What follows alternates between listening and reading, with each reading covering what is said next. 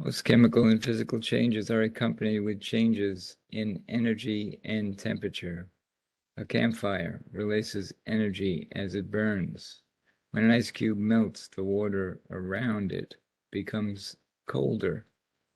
As our bodies break down food, we absorb energy stored in the chemical bonds.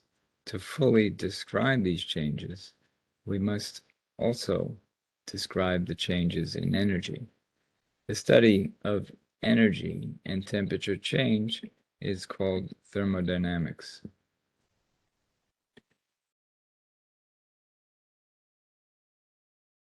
Thermochemistry is the part of this field that deals specifically with chemical changes. In the back of this chapter, an excellent summary is provided and an excellent review and study aid, as well as the key terms and phrases.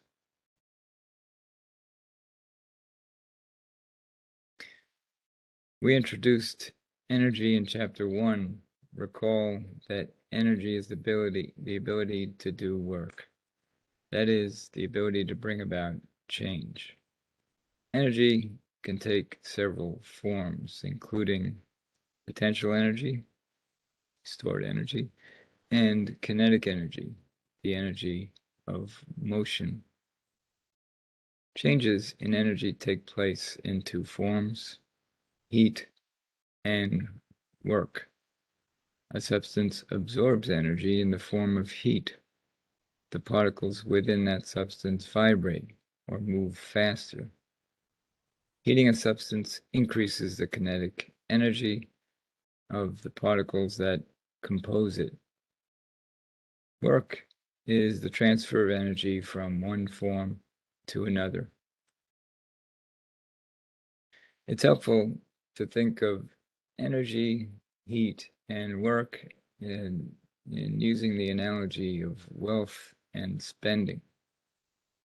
It means the ability to spend.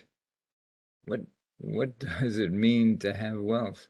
It's the ability to spend money. What is spending? Spending transfers money from one person to another. For example, if you have some money,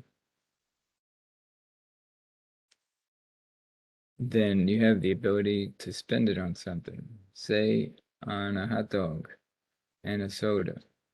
If I'm hungry, I may transfer that money to the hot dog guy. Now that guy sold me the hot dog. He has the wealth, but I have lunch.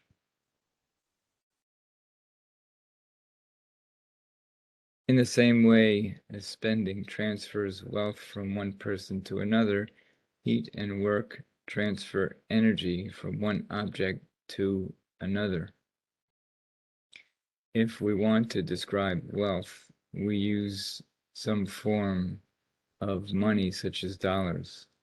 If we want to describe spending, it makes sense to describe it in the same way using dollars. Similarly, we describe heat and work in the same using the same units, and that's the units we describe energy. There are several common units for energy. The official IUPAC unit for energy is the joule. Other common measurements, such as the British thermo unit, kilowatt hour, and calories, are also commonly used. In nutrition circles, the kilocalorie is often referred to with a large C in calorie. Different units of energy are used in different circumstances. When we're talking about heating and cooling, like this space heater, we often talk about BTUs. When we're talking about electrical energy, we talk about kilowatt hours. When we're talking about energy content of food, we commonly talk about calories or kcals. The energy changes that accompany a physical and chemical change that take place in the form of heat and work. For example, consider a piston in a gasoline engine. As the gasoline burns, it releases energy. The energy causes the piston compartment to expand, pushes the cylinder up, and turns the engine. The energy released has performed work on the piston. However, not all the energy is transferred to the piston as work. Part of that energy escapes to the surroundings as heat. The total energy released from the gasoline is the sum of the heat, and we use a small q, and work with a shown as a small w. Mathematically, we can say that the change in energy, the delta E, equals q plus w.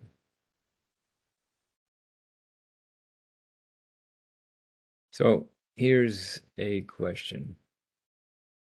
What if we welded the piston shut, then ignited gasoline? By the way, don't try this at home. Assuming the piston chamber doesn't explode, all that energy from the reaction will be released as heat. Because the piston does not move, none of the energy is converted into motion. That is, no work is done. We release the same amount of energy, but it's in the form of heat.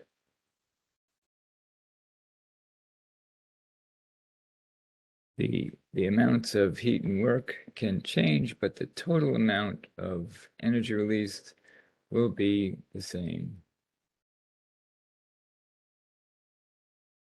Let's look at an example. A small sample of propane burns, producing carbon dioxide and water. As the hot gas mixture expands, it releases 20.0 kilojoules of heat and does 31.0 kilojoules of work pushing against a piston. What's the total amount of energy released? Well, the energy released in the reaction is the sum of the heat released, Q, and the work done. The reaction released 20.0 kilojoules of heat and did 31.0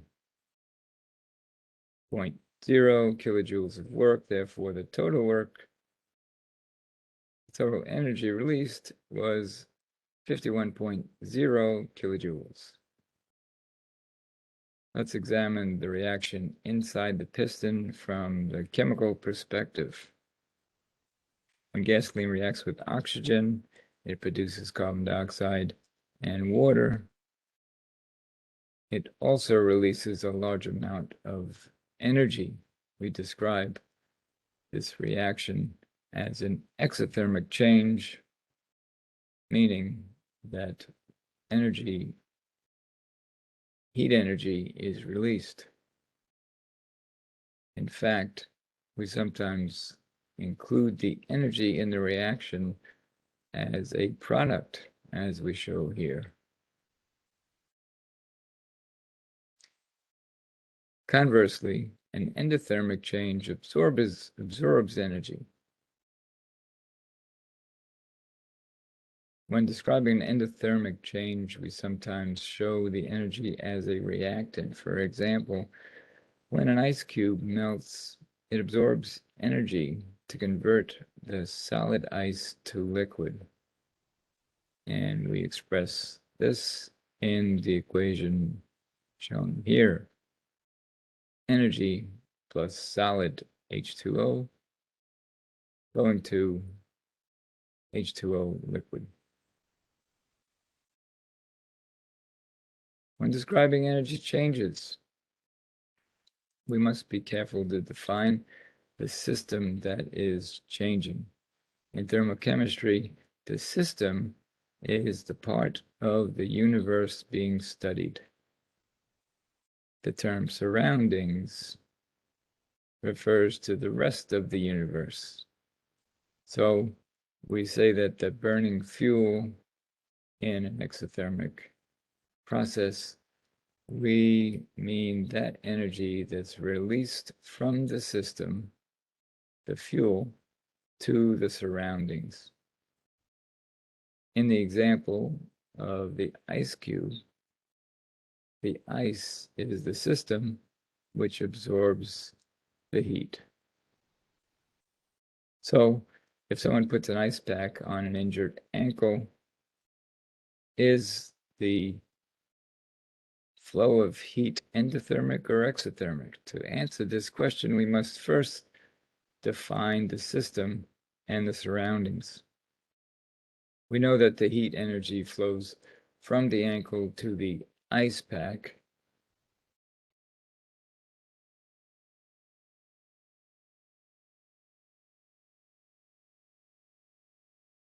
So the change is exothermic for the ankle, but endothermic for the ice. In an exothermic reaction, the system loses heat, and so the energy change for the system is negative Q. On the other hand, if the system gains heat, an endothermic reaction, the sign of the energy change is positive. Similarly, if a system does work on the surroundings, for example, when gas pushes the piston up, the sign of work for the system is negative. But the surroundings on which the work is done, the sign of W is positive.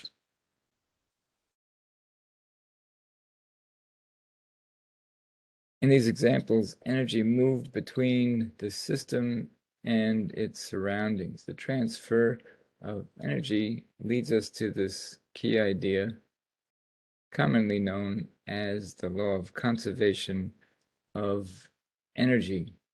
The law states that in a chemical reaction, energy cannot be created or destroyed. The law is known as the first law of thermodynamics. In a chemical or physical change, energy passes from one system to another, but the total energy in the universe remains constant. The energy that flows out of the system flows into the surroundings, or vice versa. Mathematically, we can say that the energy change of the system, the delta E system, is equal to the change to the surroundings, the delta E surroundings, but is the opposite sign.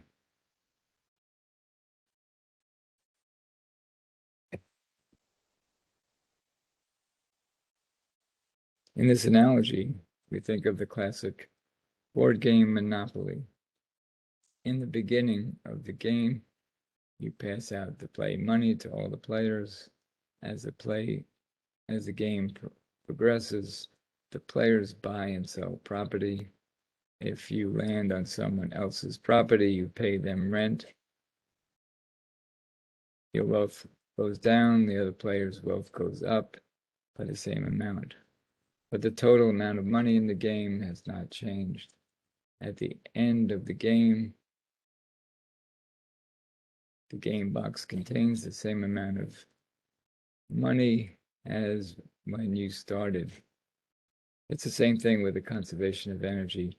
Energy can be passed back and forth between the system and the surroundings, but the total amount of energy remains constant. One last note, later in the course we'll explore nuclear reactions, and we'll see that the law of conservation of energy is not a complete description of the universe. However, non-nuclear chemical and physical changes, for all these, the law does hold true.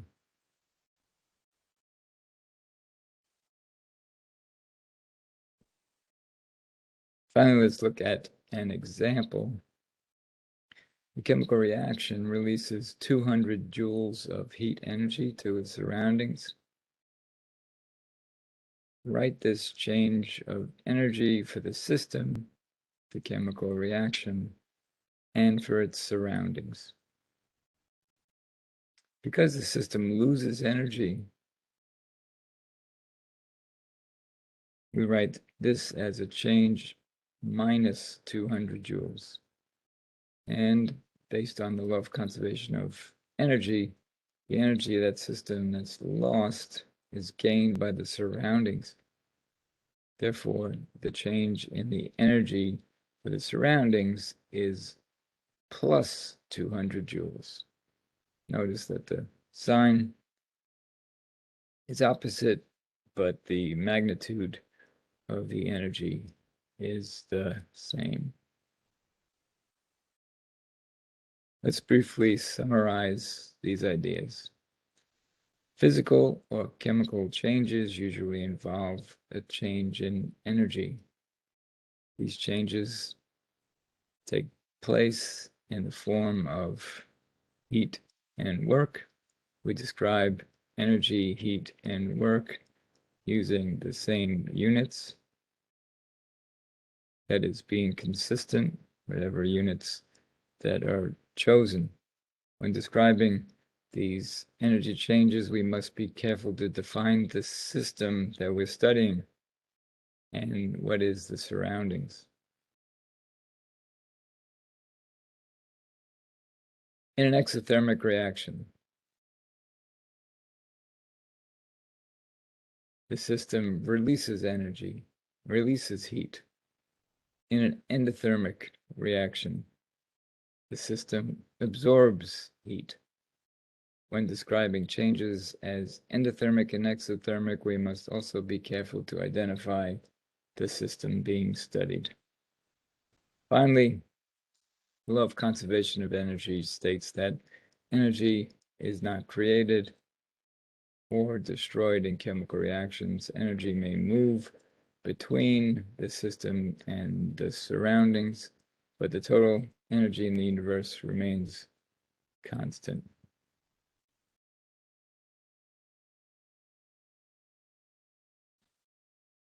We commonly use the words heat and temperature to describe the world around us.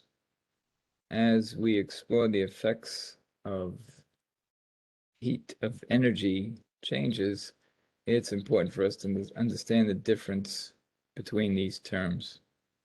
Heat refers to the total kinetic energy transferred from one substance to another substance or object. Temperature is the measure of the average kinetic energy of the particles in that substance or in a substance. For example, suppose I have a spoon of boiling water and a pot of boiling water, both at the same temperature, that is, the same average kinetic energy, which can be used to cook a meal. Well, it's the pot, of course, because it's a larger amount of water. There's a larger amount of heat energy available to cook the food. The precise relationship between heat and temperature is unique to each substance. For example, if we have 1,000 calories of heat to 1 kilogram of water,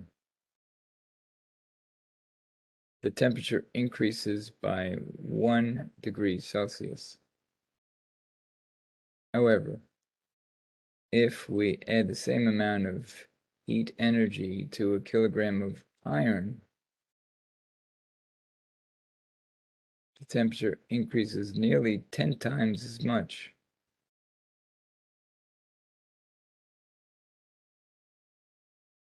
While the reasons for this are not immediately obvious, the relationship between heat and temperature and the composition of different materials are well known and is very important.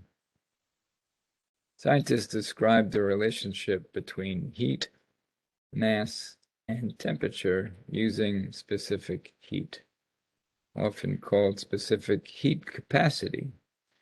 The specific heat is the amount of heat required to raise the temperature of 1 gram of a material by 1 degree Celsius. Written mathematically, this is expressed as specific heat, or abbreviated in the form S specific heat equals Q, the heat, over mass times change in temperature. For convenience, we often rewrite the equation and this way Q equals ms delta T.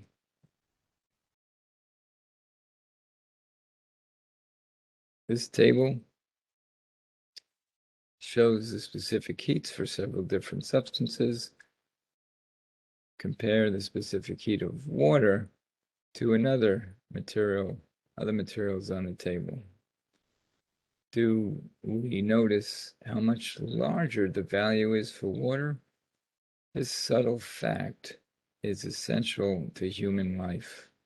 Although our bodies require a narrow temperature range, that is about 80 to 110 degrees Fahrenheit to stay alive, we are able to survive in much colder or somewhat warmer settings, in part because of the specific heat of water.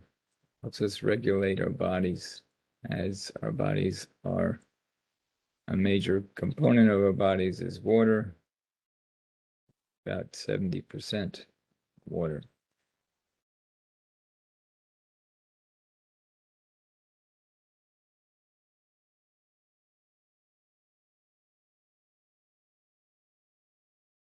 Making us less susceptible to short-term temperature extremes.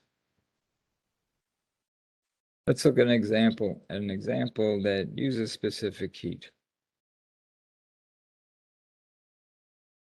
How many kilojoules of heat are required to raise the temperature of 120.0 grams of water by 5.0 degrees Celsius?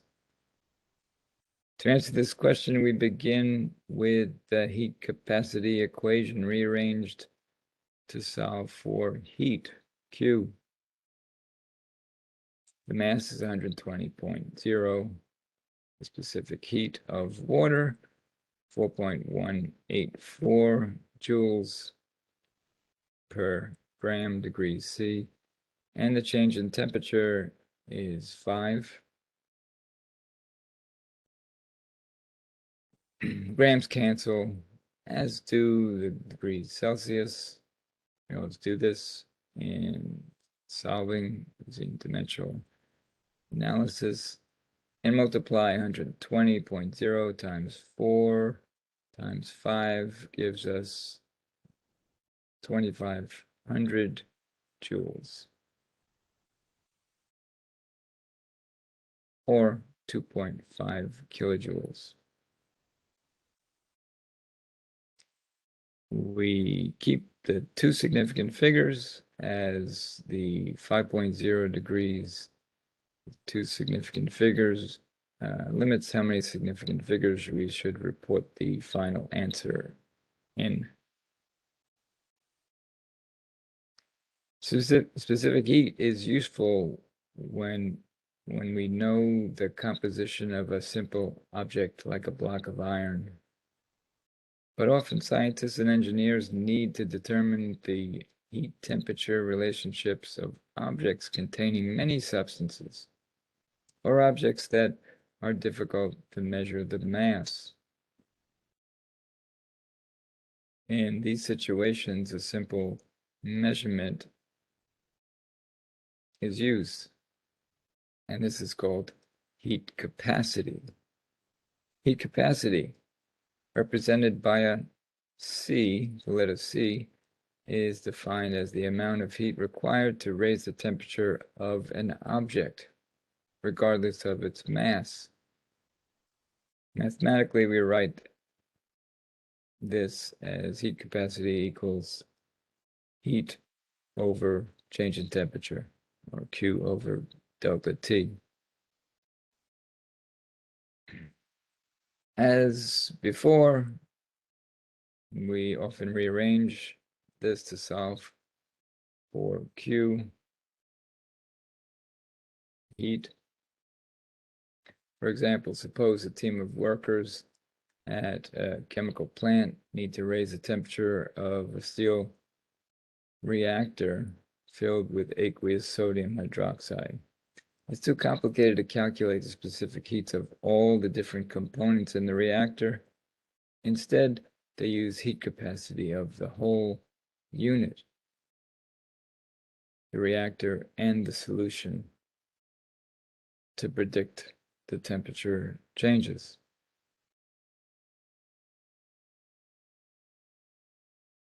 Let's look at an example that uses heat capacity.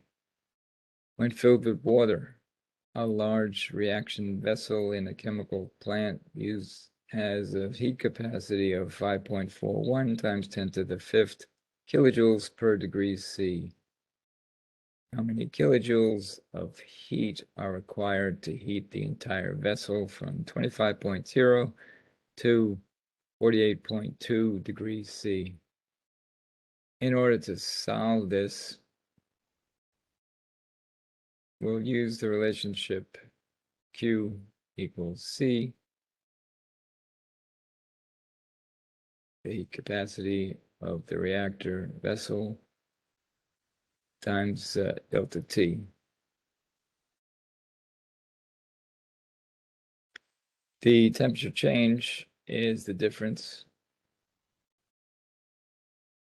between 48.2 and 25.0 degrees C. To find the heat required, we multiply the heat capacity by 5.41 times 10 to the 5th kilojoules per degree C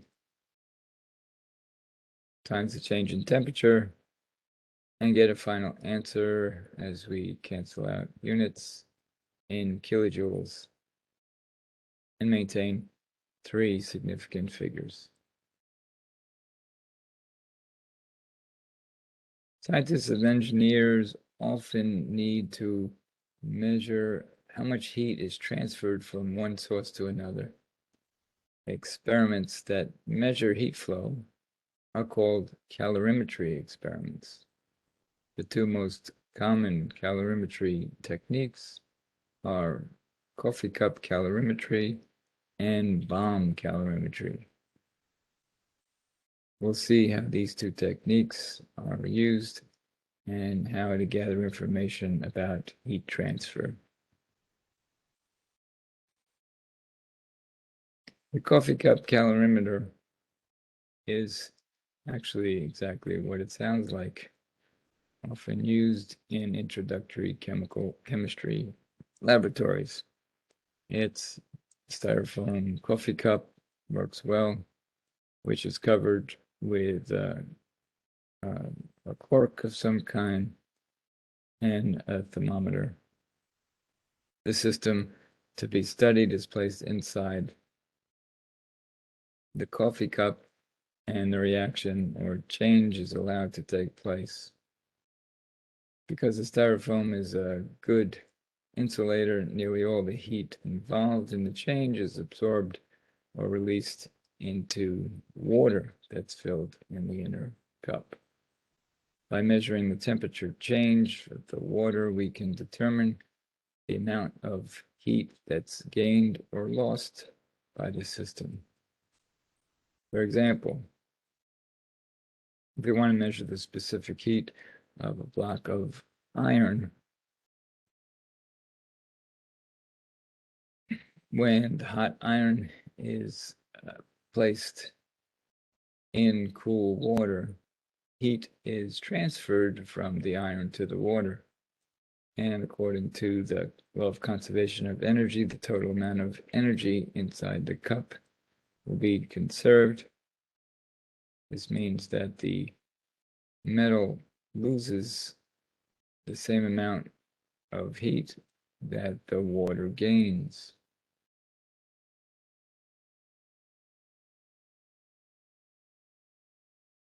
In this equation, the minus sign shows the metal is losing energy. And we've seen that heat that's gained and lost by a material can be described by Q equals ms delta T, where S is specific heat, M the mass, and delta T the change in temperature. By combining these two equations,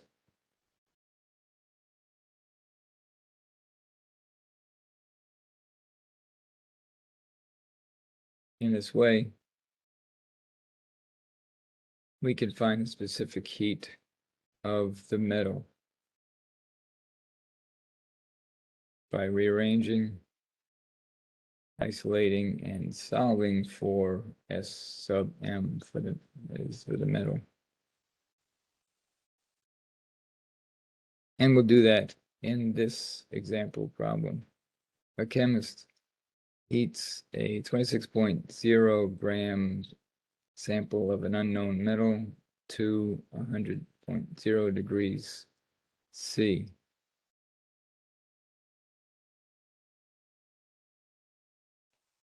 And places it in the coffee cup calorimeter containing 52.1 grams of water at a temperature of 20.0 degrees C. After some time, both the metal and the water reach an equal temperature of 24.0 degrees C. What's the specific heat of the metal? And we're given that the specific heat of water is 4.184 joules per gram degree Celsius. In order to solve this problem, we first recognize that the heat gained by the water is equal to the heat lost by the metal. That is, Q water equals minus Q metal. Based on this, we can use this equation as shown before to solve for the specific heat of the metal.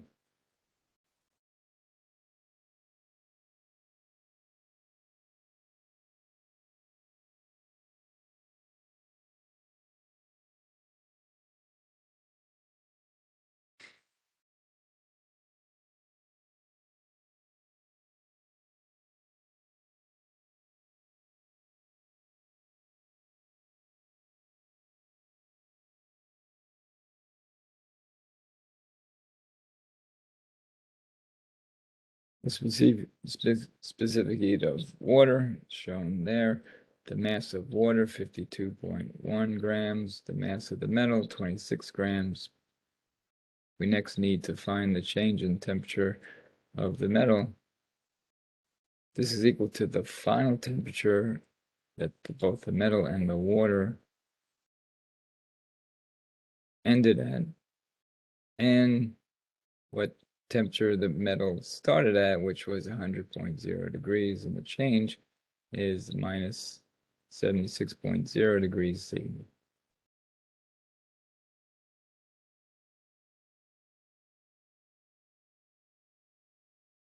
And similarly, the change in the water temperature was an increase of 4.0 degrees C. Now we're ready to insert the values into the equation.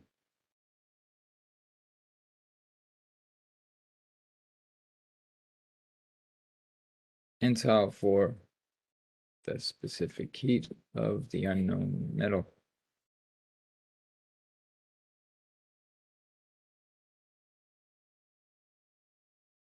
Which calculates to 0.44 joules per gram degree C.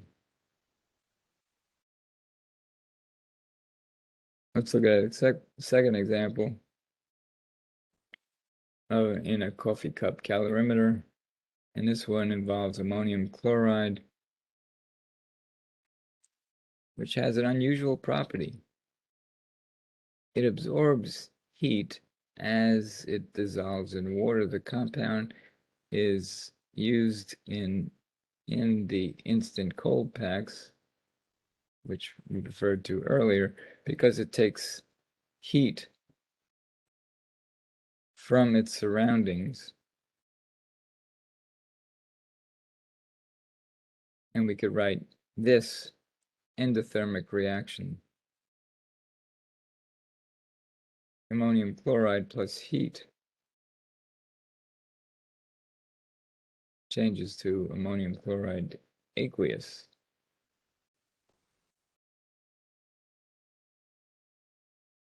How much heat, how much does the temperature drop when we dissolve ammonium chloride in water?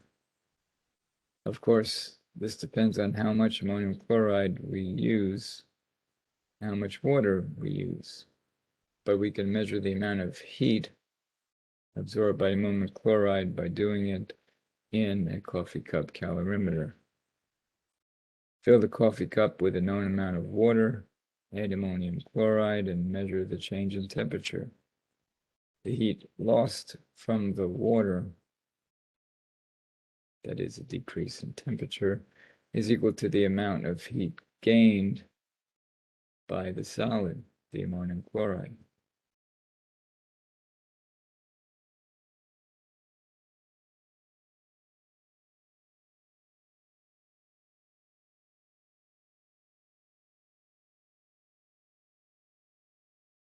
And since we know that Q equals ms delta T, the equation becomes Q solid equals minus the mass of the water solution times the specific heat solution times the change in temperature.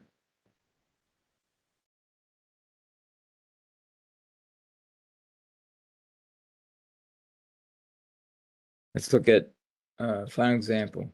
For example, at 10.4 gram sample of ammonium chloride is combined with 100.0 grams of water in a coffee cup calorimeter, causing the temperature to decrease by 6.2 degrees, 0 degrees C.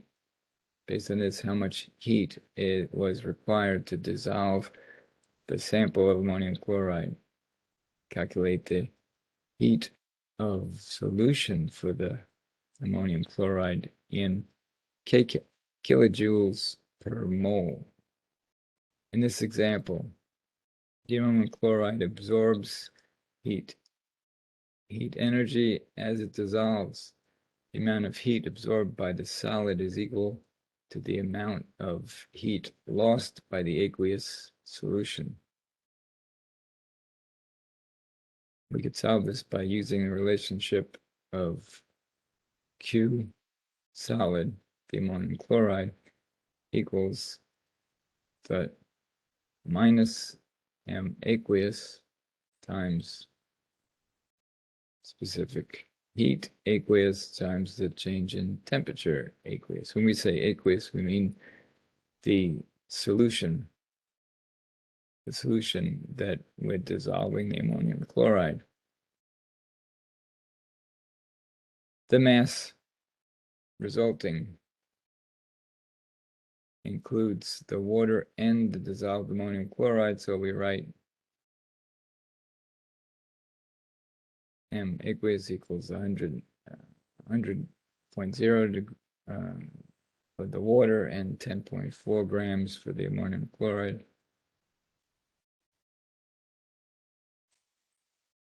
Because it's mostly water, though, specific heat we can use is nearly identical to water. That's what we'll use there. And the change in temperature solution is minus 6.2 degrees Celsius.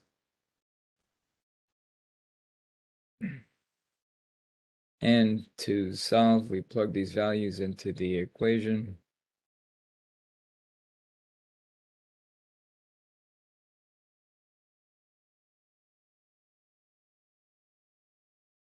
Resulting in a value of 2,860 joules or 2.86 kilojoules. The second part of the question asks for the heat of solution of the ammonium chloride in kilojoules per mole. To find this, we must determine how many moles of ammonium chloride were used in the experiment. Now, the formula mass of ammonium chloride we need to calculate. We look at the periodic table, and we find that's 53.49.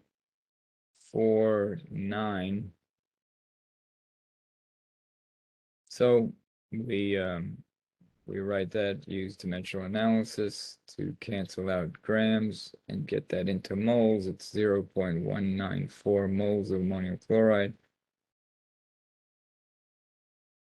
And how much heat was involved. So it's the heat per mole. Solve that, come out with 14.7 kilojoules per mole.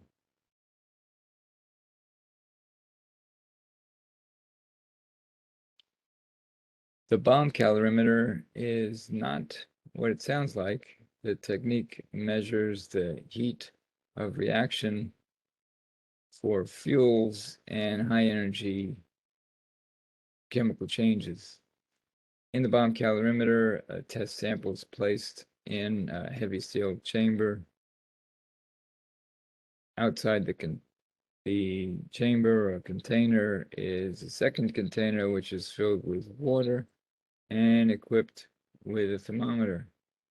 A pair of ignition wires detonate the sample. The gases produced cannot expand, so all the energy is released as heat into the calorimeter. Using the heat capacity for the calorimeter, that's joules per degree C, the amount of energy produced in the reaction can be determined. For example, we can use the bomb calorimeter to determine how well ethanol can work as a fuel. To test this, we place a small amount of sample of ethanol and an excess of oxygen inside the bomb calorimeter. We would then ignite the sample inside the chamber and measure how much the temperature change resulted. The following example illustrates this idea.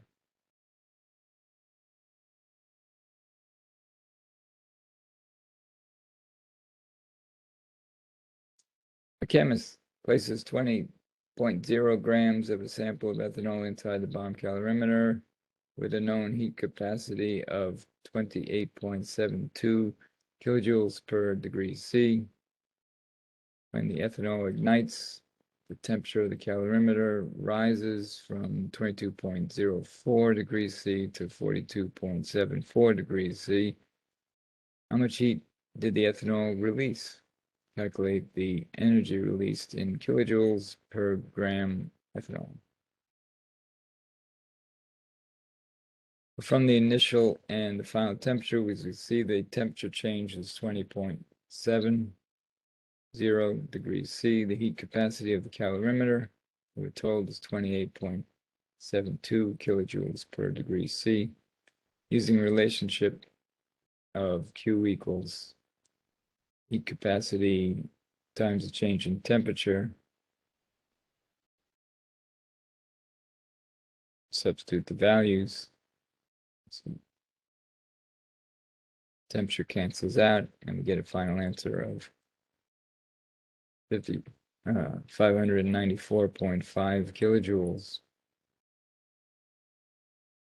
Second part of the question asks about the energy released per gram of ethanol, although 20.0 grams of ethanol.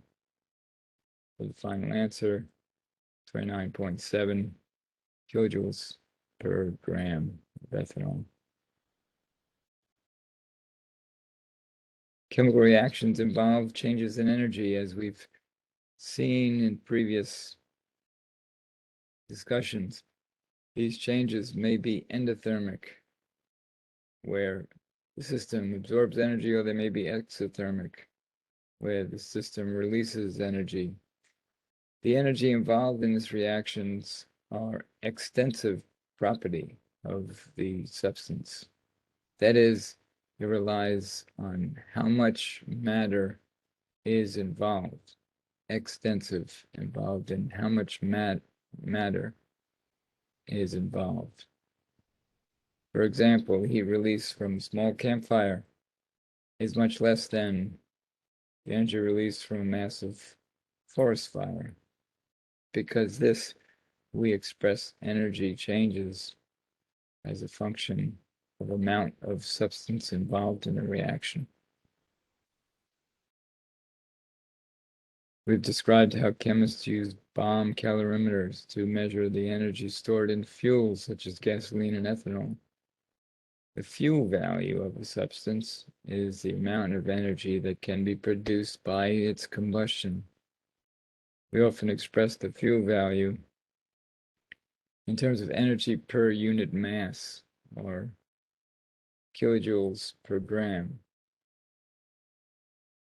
The table shown here are fuel values of some common fuels. The higher the fuel value, the more energy it releases when it's burned.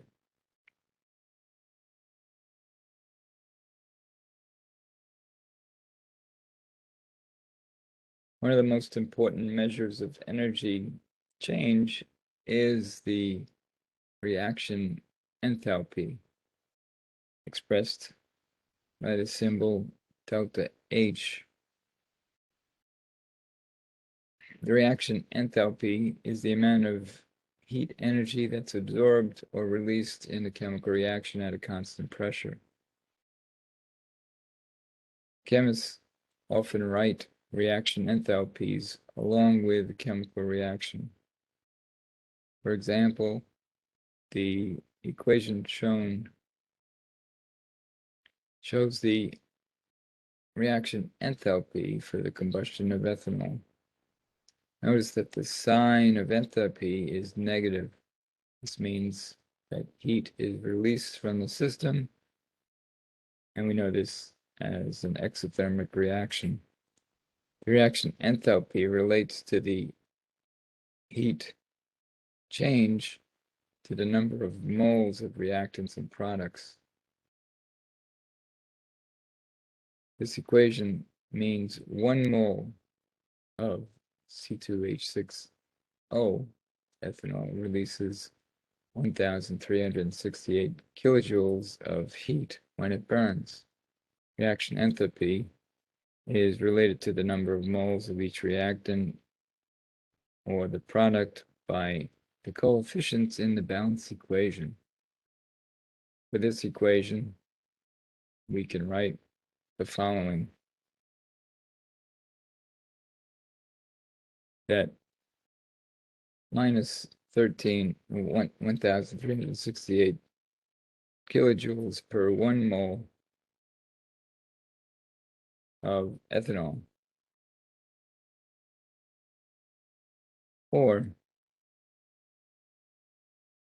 minus 1,368 kilojoules per 3 moles of oxygen, or 1,368 kilojoules per 2 moles of CO2, or minus 1,368 kilojoules per 3 moles of water. The enthalpy of a reaction allows us to relate energy changes in the reaction to the amount of substances involved in the reaction.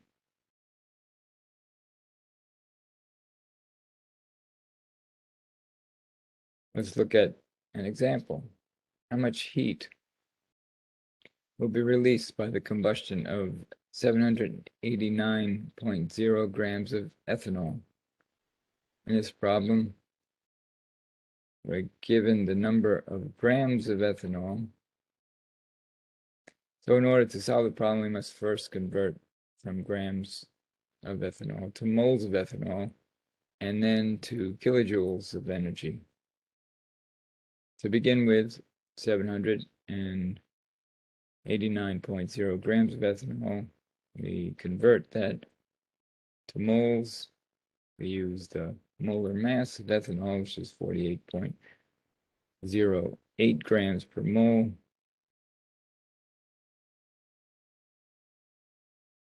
And using mental analysis, grams cancel out, and we have moles. And now we have the heat involved, and that's minus 1,368 kilojoules per 1 mole.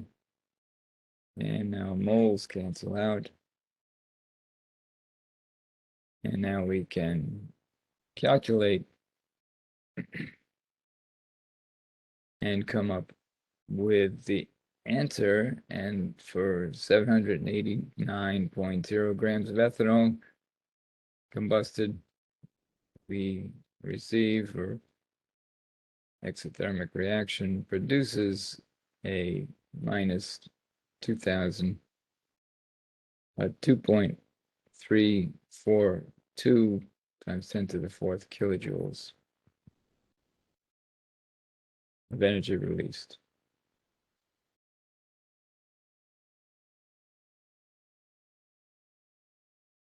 Let's look at a second example. Many manufacturers produce hydrogen gas for methane, from methane gas, as shown in this reaction. Reaction is endothermic, with a reaction enthalpy of 206.1 kilojoules. How much heat energy is produced is required to produce 1.00 kilograms of hydrogen gas. In this problem, we begin with kilograms of hydrogen gas. To solve it, we must convert the grams of hydrogen to moles of hydrogen, then to kilojoules. So we map out strategy. So we begin with the 1.00 kilograms of hydrogen, convert that to grams, and convert to moles, using molar mass of 2.02 grams of hydrogen per 1 mole of hydrogen. Finally, we use the enthalpy conversion from the balanced equation, and that's 206.1 kilojoules per 3 moles of hydrogen. Cancel out, and get our answer as 3.40 times 10 to the fourth kilojoules of energy.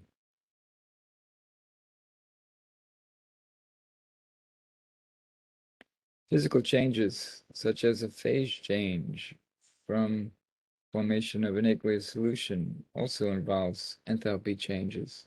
For example, in the two equations shown here,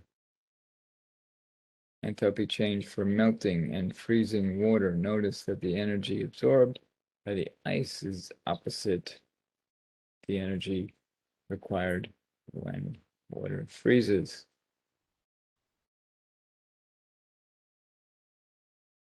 Let's summarize these ideas. The energy released in chemical reaction is an extensive property, that is, depends on the amount of substance that reacts.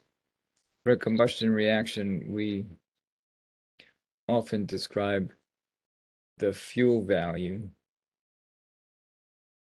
the energy that is released in the reaction, often given as kilograms per joule. The reaction enthalpy is more broadly useful description that relates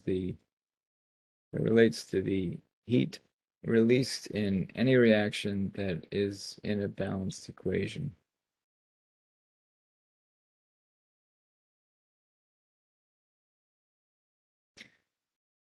Throughout the chapter, there's some review questions that we'll look at right here. And these are good reminders and practice of what we've just discussed. Describe each of the changes as exothermic or endothermic using the frame of reference provided. When water boils, converts to steam, and the system is water, endothermic or exothermic.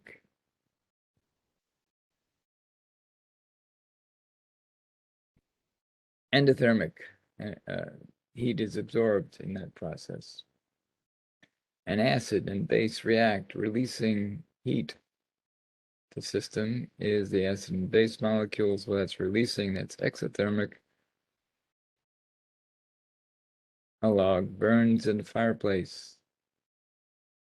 The system is the log, and that's releasing energy, exothermic. Freezing is an exothermic process. When a liquid solidifies, it releases heat to the surroundings. Write the equation for freezing water and include the energy in the chemical reaction as appropriate.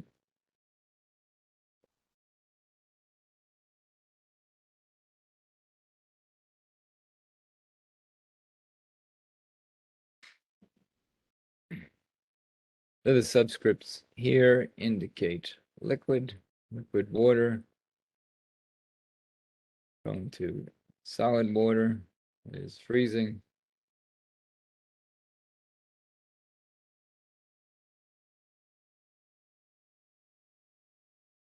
Plus heat given off.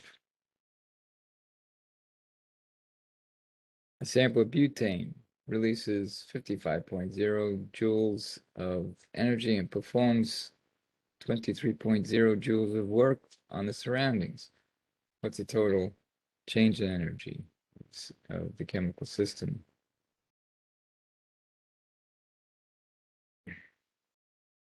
And what's the total change in energy to the surroundings? Okay, first, the system.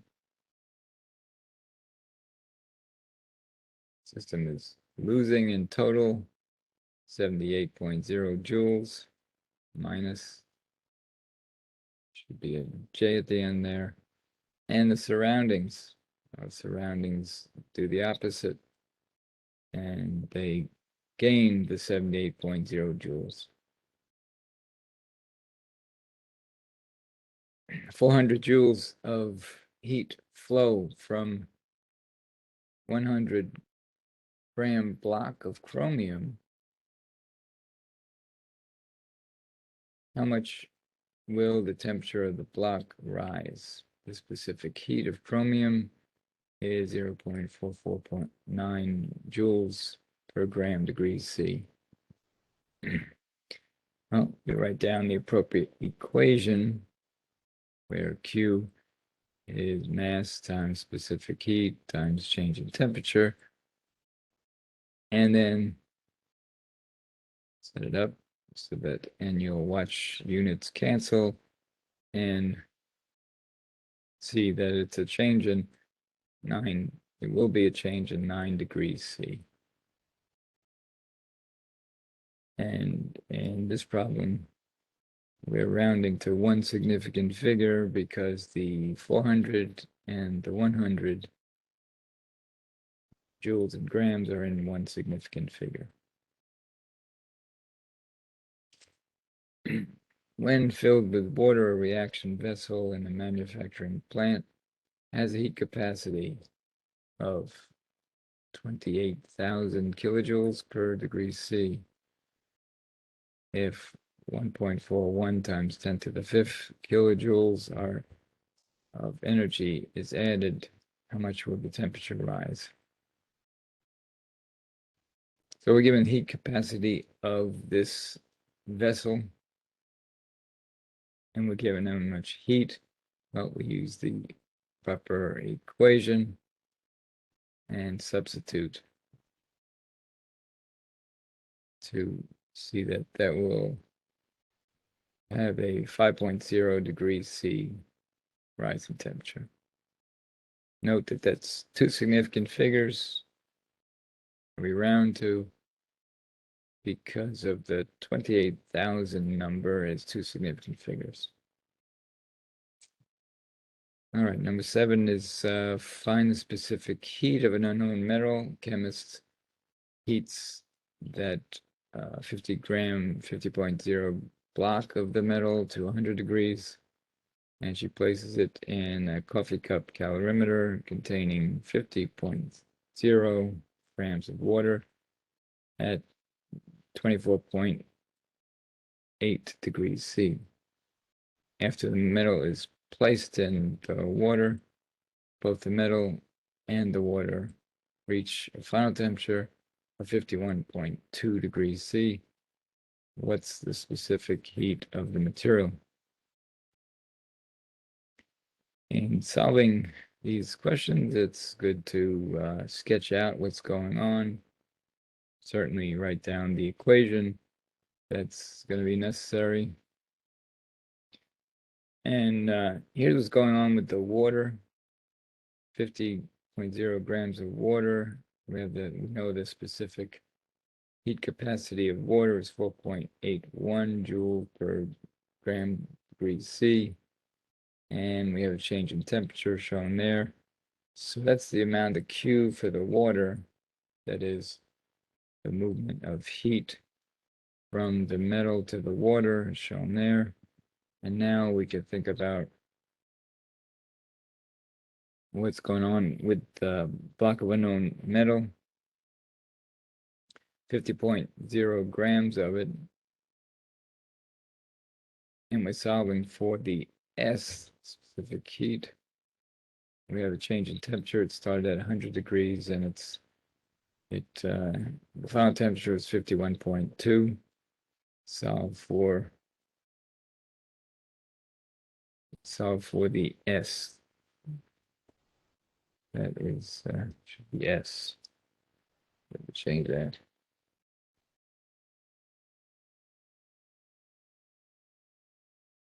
Okay, so it's 2.26 joules per degree C, the specific heat of the unknown material. All right, chemist fills a coffee cup calorimeter, 50 grams of water, and adds potassium hydroxide, 5.21 grams, stirs and he wants to find um, heat of solution, how much energy was released for that amount of potassium hydroxide. Okay, so think of the strategy involved there. We know what the change in temperature was. We have to pick an equation to use. Could do it this way. So the change in heat will be the increase in heat to the water, or the change in the water heat. And we have the mass specific heat of the water, and substitute in to find the heat that was involved in the mixing of that amount of potassium hydroxide. Comes out to minus 4,690 joules. That's the amount of energy released. And the other half of the question is, it's the heat of solution for that potassium hydroxide. Well, we have to make two conversions here from joules to kcals. We could do that, joules to kcals. This has to be converted to kcals. And we know there's a conversion factor there, and that 1 calorie equals 4.18 joule. And then we know that there's 1,000 calories in a kcal. And what's the other? Okay. Also, it's asking about, it's this is expressed in moles. So we need to go, we have 5.21 grams that needs to be converted to moles. We need the molar mass of the potassium hydroxide to make that conversion. And I think I have that here. So there's our dimensional analysis and solving the rest of that solution there. This is the amount. This is the conversion of grams to moles for the potassium hydroxide that was done. And then the rest of it, and we get what we're asked for. It's minus 12 kcal per mole. And it's a good one to think about and work out on your own. Some of the homeworks are similar, some of the questions are similar to that. Based on the table 8.3, which releases more energy in combustion of 1.0 kilograms of natural gas, or combustion of 3 kilograms of anthracite coal. Okay, so we have to use some information from the graph, from the table,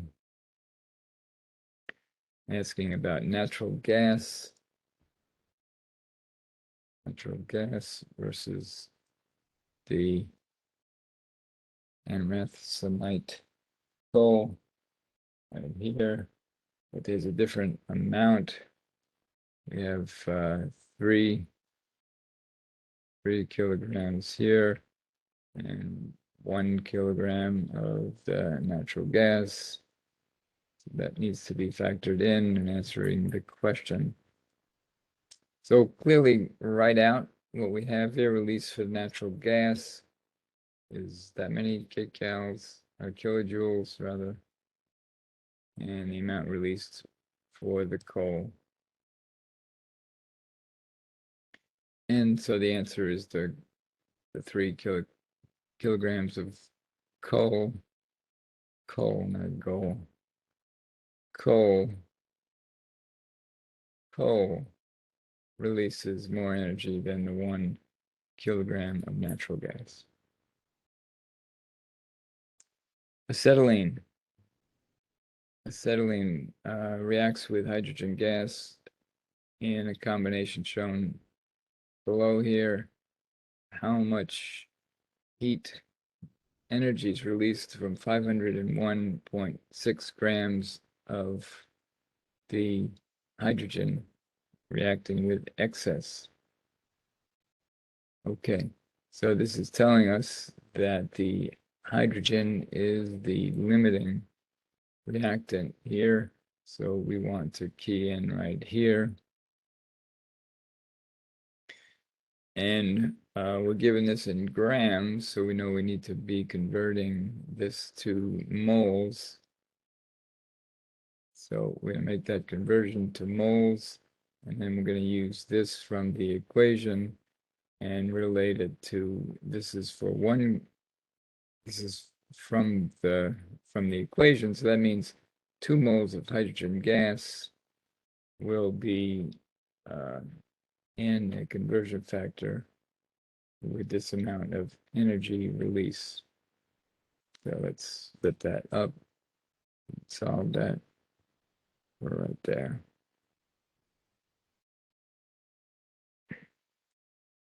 So here's the grams of hydrogen, H2. This is how many grams per mole of H2. And this is the amount of energy per 2 moles. It's from the balanced equation. So that is the heat released from 501.7 grams.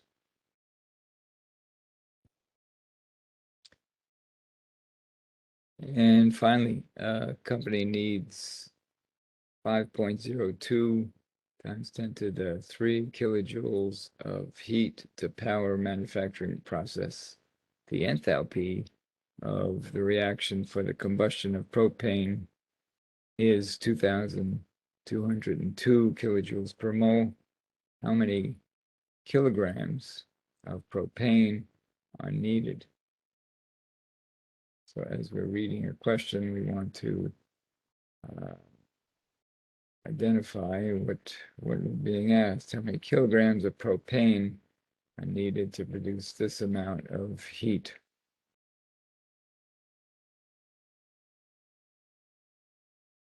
And we look at the balance equation.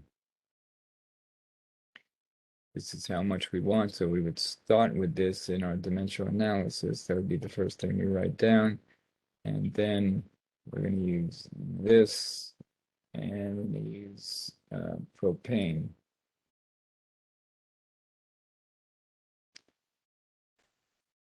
And as we set that up, and you should have something like this.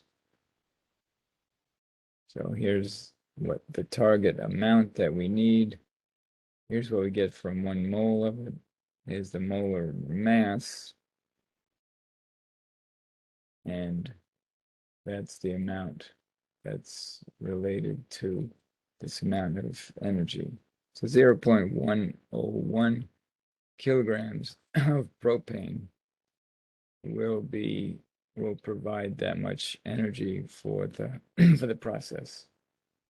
So word problems, you're applying what we're learning in conversions and definitions and answering the word question.